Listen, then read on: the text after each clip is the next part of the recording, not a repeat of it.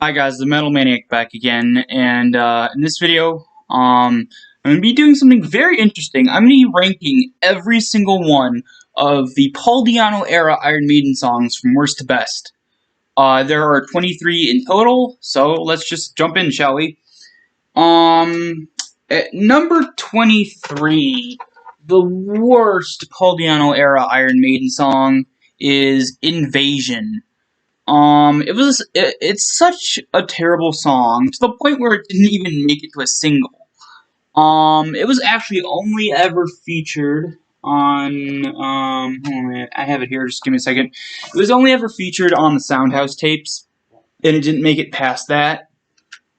Yeah, it's track number 2. It's a very hastily put together song. No one's really even like trying to do their best. It's just a song that was just, it wasn't that good, and they and because it wasn't that good, they just decided to not, carry on with it into any other, anything else they did. But yeah, Invasion, number 23, the worst Paul Di'anno era Iron Maiden song.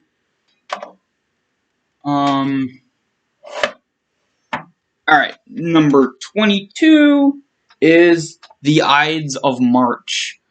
The worst instrumental they've ever done, and something that, one, does not even fit the style of songs that they were doing on Killers, not even, anything else, and two, why the hell did they have it as the first track on Killers anyway?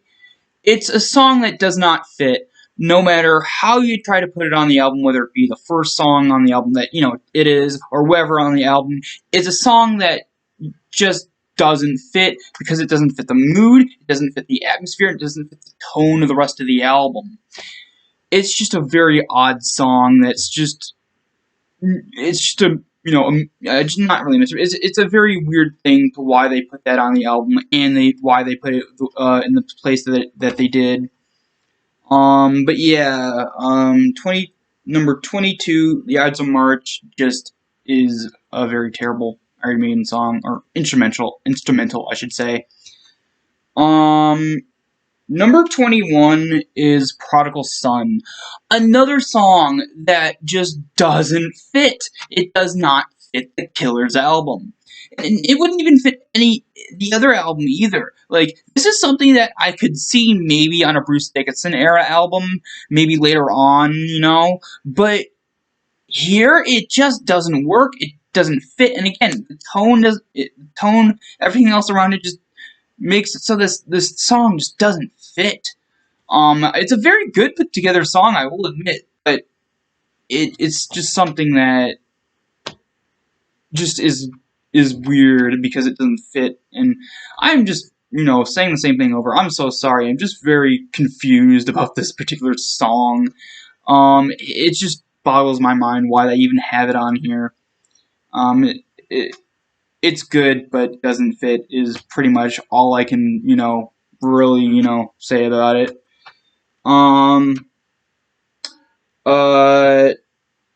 Number 20, Remember Tomorrow, from their first album. Again, another song that just doesn't fit. What is it with these songs that they put on here and they don't fit the album? It's a slower song. It's more of a ballad, really.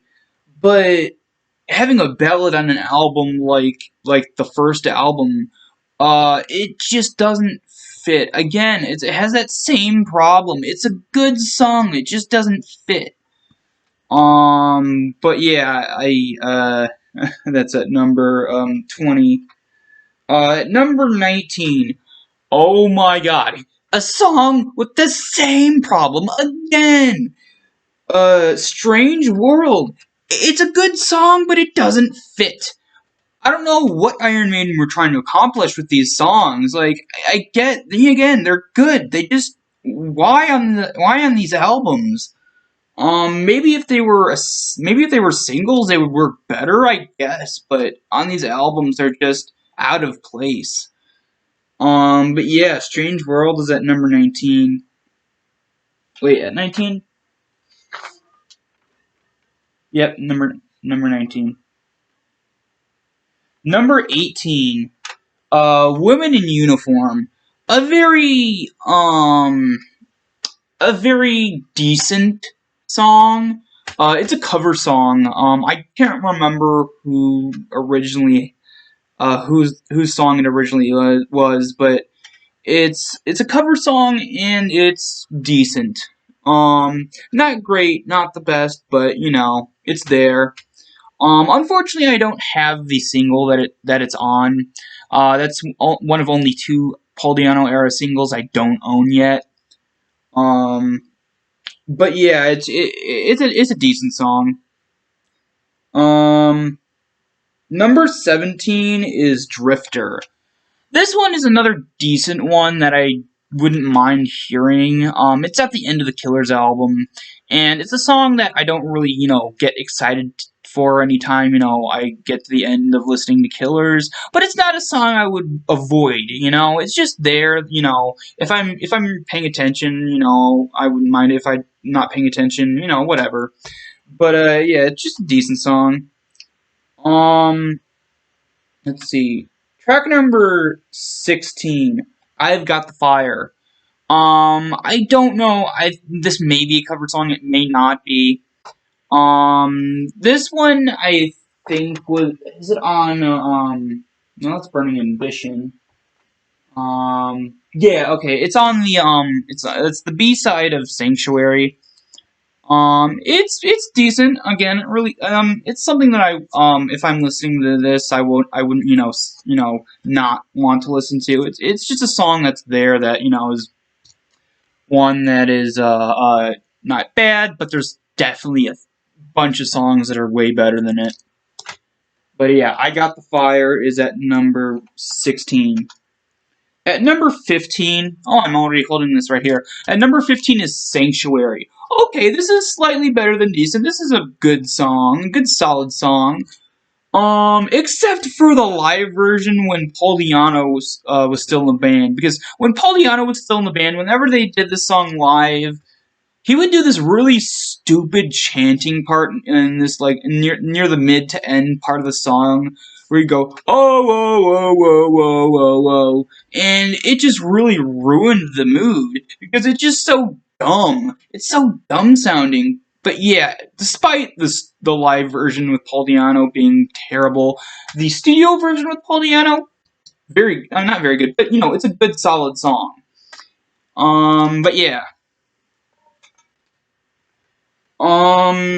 At number 14,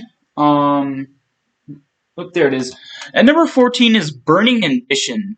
This one, again, I'm not sure if it's a covered song or not, but it is a good song, just like with Sanctuary. Something that if I'm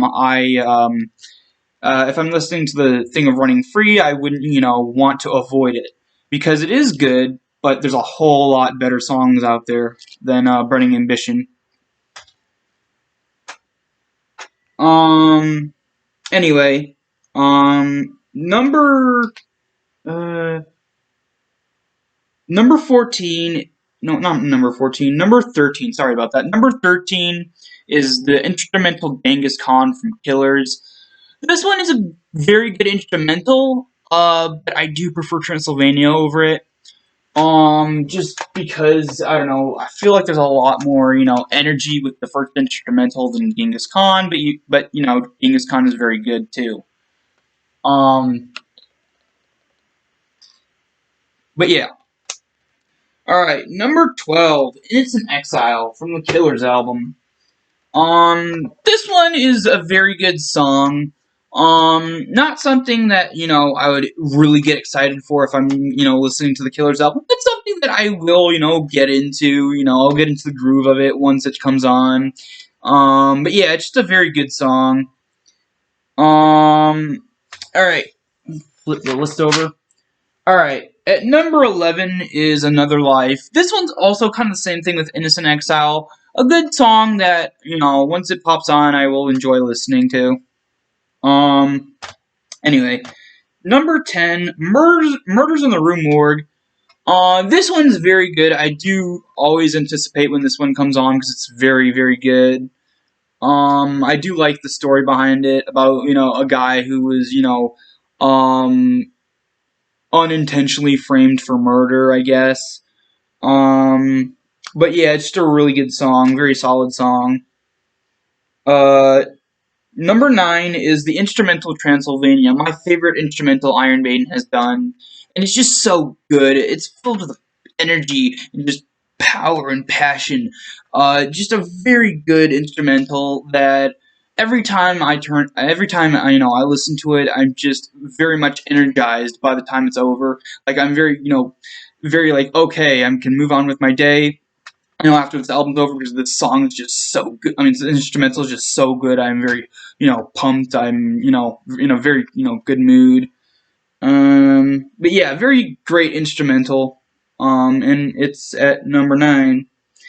At number 8 is Running Free, a very upbeat song, kind of it kind of, in a way, chronicles, very loosely the, early life of Paul Di'anno, and, how he was, just like, he wasn't really delinquent, technically, but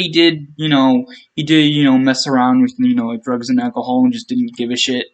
Until later on, he did eventually, clean up the act, but, that wasn't until, like, way later. But yeah, this is sort of a kind of in a way autobiography kind of song, but yeah, it's a very good song, very energetic, just very upbeat sounding and very catchy, and I really really like it. Um, but yeah, so at number 7 is Wrathchild. A very catchy song. The bass in the song. Steve Harris's bass in this song is one of my favorite examples of Steve Harris just being an absolute master at the bass. It's just a very, very, very good rhythm on this one. Yeah, the guitars are great. Yeah, Paul Di'anno's great. But that bass in this song, for some reason, is the thing that sticks out the most to me. But yeah, overall, very good song. Um, Number 6 is Purgatory. This one, very energetic, probably the fastest Paul Di'anno era Iron Maiden song. Very catchy. The chorus is also very catchy. Just everything about it is just so good. But yeah, Purgatory is at number 6. At number 5 is Prowler, one of the most overlooked Iron Maiden songs. For whatever reason, it's just something that not a lot of people, mention, and it's not something that I don't think people don't mention on purpose and just intentionally skip over. It's just a song that not a lot of people, think of as a great song. But I love this song. It's just very catchy. The rhythm of the song is, the thing that holds it up the most. It's a very good catchy rhythm to it. Paul Di'anno's vocals are amazing, and it's just a very, catchy song. And I'm just a sucker for catchy songs. Anyway, at number 4 is, hold on. No. At number 4 is Twilight Zone. Probably, in my opinion, probably the most underrated Iron Maiden song. Maybe not overall, but definitely in terms of the Paul Di'anno era. This is a song that was featured on the original U.S. edition of Killers, all the way back in '81, which I do own. It's in a pile over there. I just moved my pile now. I can't reach it because I'm just here right now. I'm too lazy to go pick it up, but yeah, it was featured on. Actually, you know what? I'll do it anyway just to show you guys. Um,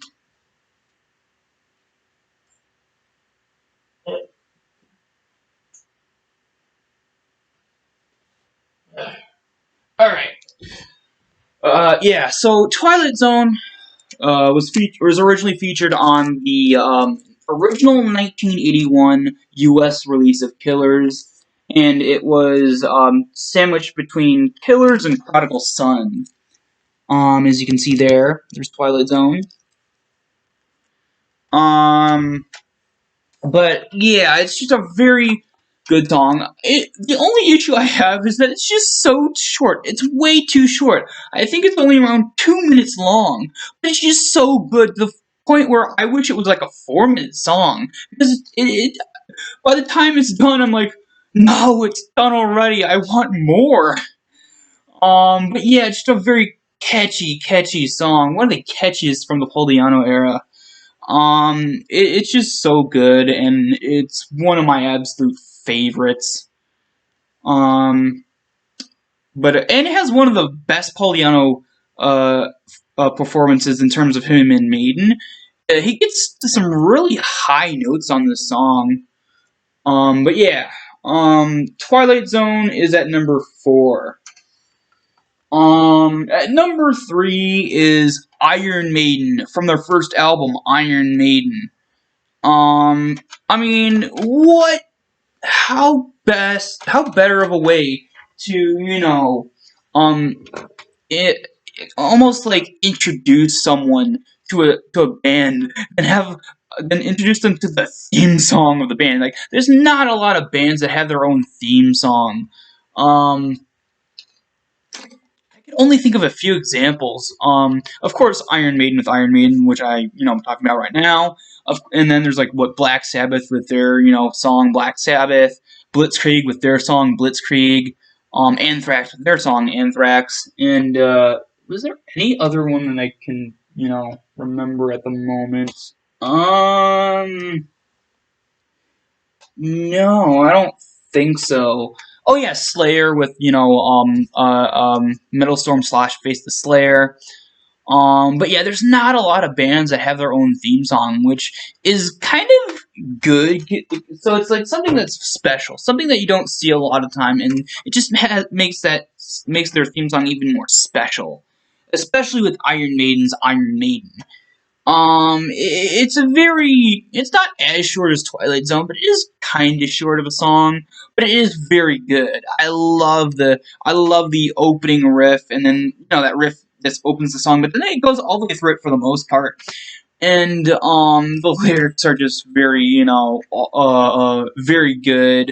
Not, too much of lyrics, but the lyrics that are there are, sort of, yeah, kind of, how do I describe them? They're unintentionally kind of goofy in a way, but not too much to the point where it's just, cringe. Basically, the song's just about this guy who, I don't know, it seems like it's about this guy who has, like, an actual Iron Maiden torch device, and he's just, like, putting, guys in there, and he's just, like, shanking them with the Iron Maiden device. But yeah, it's just a really good song, and I absolutely love it. Um, but yeah.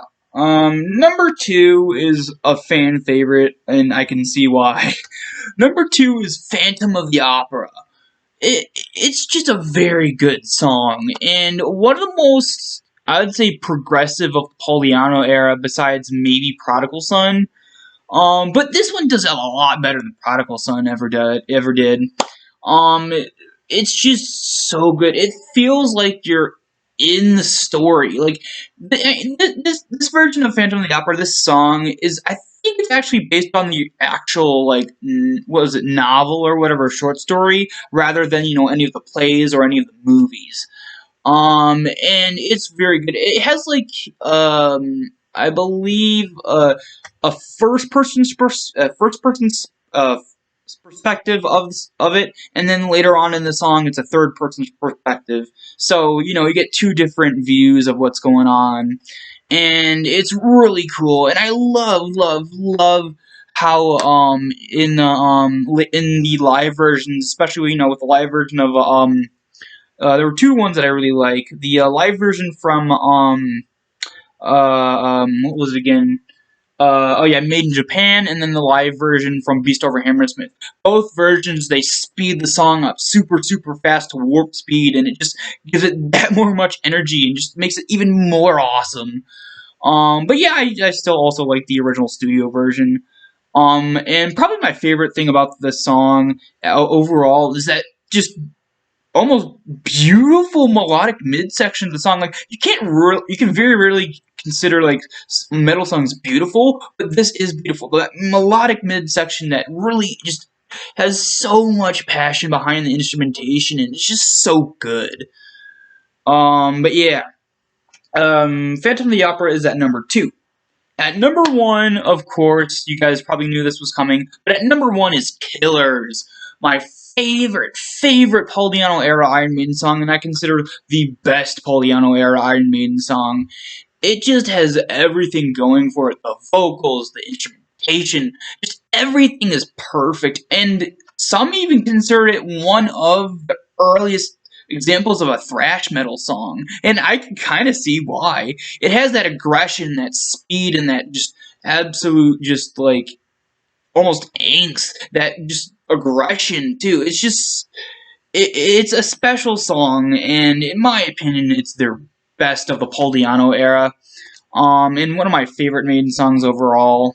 But yeah, so that's about it. So yeah, that was my ranking of the Paul Di'anno era Iron Maiden songs from worst to best. Hope you guys enjoyed, and I will see you all next time.